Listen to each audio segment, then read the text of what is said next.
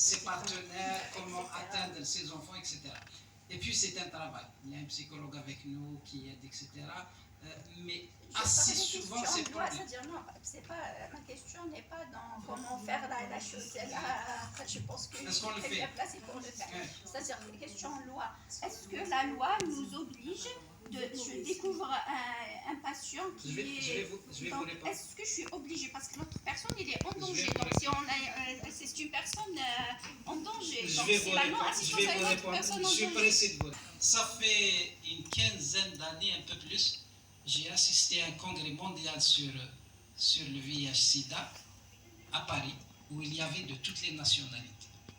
Naïvement, j'ai posé la question, c'était à Bernard Kouchner, si vous le connaissez, l'ancien ministre de la Santé française qui était très très investi dans le VIH, les associations de malades VIH. Donc je lui pose la question, est-ce que on peut avoir, et je l'ai posé aussi dans cet amphi, où il y avait même des avocats, des juristes, est-ce qu'on a le droit de divulguer, entre guillemets, exceptionnellement le secret médical quand il s'agit d'un risque pour le partenaire? Très bien. Il me répond, il parle pendant un quart d'heure pour conclure de cette façon. Mais je ne sais pas. Très bien. Il y a une Canadienne qui intervient juste après lui, qui me dit, oui, c'est une bonne question.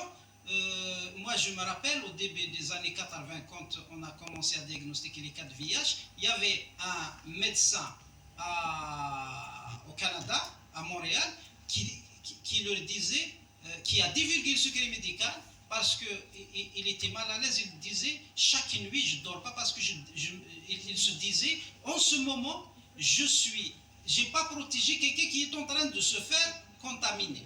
Donc il a divulgué, commencé à divulguer pour ces malades, et bien il a été mis en prison. Juste après cette dame, il y a quelqu'un qui prend la parole, un jeune homosexuel, et qui responsable d'une association, et qui a fait une crise d'hystérie, qui disait comment on ose poser cette question. Comment on ose poser cette question? Parce qu'il ne faut jamais divulguer ce secret. Donc le problème, même ici, j'ai espéré un jour qu'au niveau national, peut-être il va y avoir une petite ouverture. Non, mais le secret médical, il est secret médical comme toutes les maladies. Au plus, il doit être protégé. Donc le problème vis-à-vis des partenaires, c'est une situation problématique. Quand on arrache l'aval du malade pour informer lui-même, parce que le plus souvent, enfin c'est l'homme ou la femme, peu importe, informer son partenaire lui-même, on a gagné. Parfois on met un peu de temps, et là aussi on se dit, depuis que la trithérapie doit être commencée le plus tôt possible, donc on se dit on est en train de perdre du temps.